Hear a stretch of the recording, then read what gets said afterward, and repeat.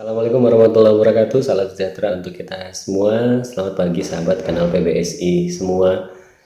Pada hari ini tepat 92 tahun yang lalu ya, para pemuda dari seluruh penjuru negeri berkumpul dalam sebuah Kongres Pemuda II yang diprakarsai oleh Bapak Muhammad Yamin dan juga Wage Rudolf Supratman. Kongres Pemuda II menghasilkan ikrar yang bisa dikatakan sangat fenomenal dan bisa mempersatukan bangsa Indonesia ya, yang disebut Ikrar Sumpah Pemuda. Ikrar tersebut berisi yang pertama, kami putra-putri Indonesia mengaku bertumpah darah yang satu, yaitu tanah Indonesia. Yang kedua, kami putra-putri Indonesia mengaku berbangsa yang satu, bangsa Indonesia.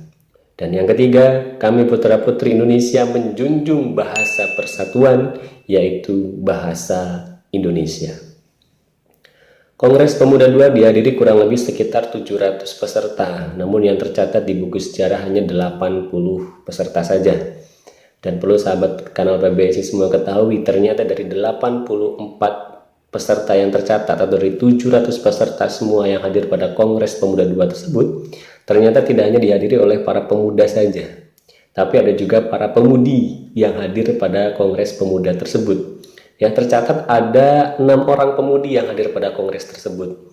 Yang pertama adalah Din Pantau, yang kedua ada Emma Puradirejo, yang ketiga adalah Jo Tumban, yang keempat ada Nona Tumbel, yang kelima adalah Purnama Wulan, dan yang keenam ada Siti Sundari. Ya, para pemudi yang ikut serta juga dalam Kongres Pemuda yang menghasilkan ikrar yang kita kenal pada saat ini adalah Ikrar Sumpah Pemuda.